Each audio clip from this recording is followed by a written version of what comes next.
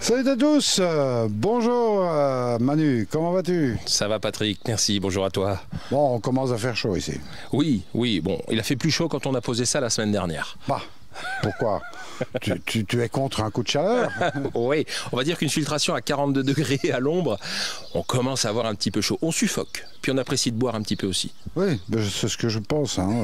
Il y avait du rosé? Non, c'est plutôt du Perrier. Ah bon, ben voilà. Bon, tout fout le camp, même les traditions, hein, d'accord. Alors ici, on est devant un tout nouveau bassin. Exactement. Il est en eau depuis absolument qu'une semaine. Alors non, mais bien moins que ça, parce que la filtration a été posée vendredi dernier, donc là on est mardi. Donc il a été terminé en remplissage hier matin. D'accord, bon, bah, autant pour moi. Oui, non, c'est vraiment très très récent. Donc on le voit aussi parce qu'il y a eu un peu d'eau stagnante au moment où on a mis toutes les pièces à sceller. Donc cette eau stagnante avait un peu verdi, d'où la couleur du bassin. Mais on vient de mettre la filtration en route il y a 3 minutes. Les UV, donc on va attendre déjà que les UV éclaircissent l'eau, fassent leur travail avant de commencer à ensemencer un peu plus dur. Parce que, comme on le voit, les températures sont encore assez hautes et à partir de là, on risque d'avoir un excès d'algues unicellulaires et on va avoir des tambours qui vont que se mettre en route. Donc autant attendre. Oui. Alors on peut donner un peu les mensurations? Alors on est sur un bassin qui fait un peu plus de 40 mètres cubes, 2 bombes de fond ventilées, un skimmer de surface, 2 refoulements 63, et le tout arrive dans un local technique, donc avec les 3 arrivées. Le tambour numéro 1, donc c'est un 30 000, un combi drum 30 000 de chez Koi Pro qui récupère une des bombes de fond et le skimmer. Donc on a fait avec le jeu de vanne le réglage de sorte que la bombe de fond tire quand même beaucoup plus, et on ressort avec une pompe de 30 000. Et sur le deuxième, du fait qu'on n'a qu'une seule bombe de fond, on est sur une pompe de 20 000.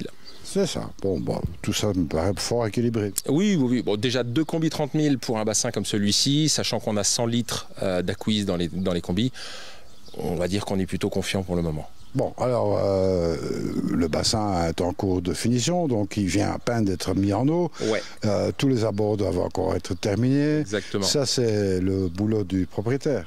Exactement, mais ça ne nous empêchera pas de suivre ça de près et puis pourquoi pas de revenir d'ici à dans un an pour voir l'évolution. Absolument, donc ça sera beaucoup plus sympa parce que le bassin, il est quand même balèze. Ouais. Non, c'est vrai que c'est... Et puis la forme, alors c'est ce que je lui ai dit dès le premier jour, la forme est atypique. On ne voit pas tous les jours des bassins dans la forme d'un ballon de rugby comme ça. Moi, j'ai trouvé la forme vraiment très originale dès le début et assez simple finalement à filtrer dans le sens où pour trouver le bon flot, c'est relativement simple. Donc, une fois que l'eau va être transparente, qu'on va avoir les poissons, qu'on va avoir tout l'aménagement extérieur, là, ça pourrait être intéressant même de revenir avec le drone, faire des vues aériennes et pouvoir montrer justement ce que donne cette forme originale avec le cabanon de filtration terminé. Oui, parce qu'il y a un cabanon qui va venir au-dessus de la Oui, exactement. Donc voilà, on va venir couvrir les deux combis drum avec un cabanon. Et ça, c'est le client qui va faire. Et puis la prochaine fois, il y aura sans doute des poissons. Oui, je pense quand même, oui. Bon, on l'espère pour le client en tout cas. Oui. Voilà. Bon, je pense que c'est un client qui va être heureux, il a tout ce qu'il faut. Oui, puis à la proximité géographique, on n'est pas très loin, donc ça lui permet aussi de me faire appel s'il y a un quelconque besoin et puis de venir voir les poissons régulièrement. Ah exactement. Bon, bientôt, on espère pouvoir retourner au Japon. Oui, alors ça pour l'instant c'est programmé. On croise les doigts pour que ça le reste. Parce que, fin octobre, normalement, on est au Japon. Et on va essayer d'y rester à peu près une dizaine de jours, 10-12 jours. On fera la sélection et puis on essaiera également de montrer un petit peu le côté touristique du Japon, notamment à Kyoto. C'est très bien, c'est super. Kyoto, c'est un passage obligé, je veux dire. Ouais. C'est un endroit de rêve. C'est l'ancienne capitale du Japon, il faut l'oublier, c'est pas l'oublier, c'est la capitale des empereurs. Oui, voilà, et puis c'est là où on va retrouver vraiment toute la culture, toute l'histoire, comme tu dis. On va également retrouver là-bas quelque chose qu'on ne voit pas forcément sur Tokyo, c'est le mélange des cultures japonaises entre la modernité, les traditions, tout est mélangé dans une seule ville.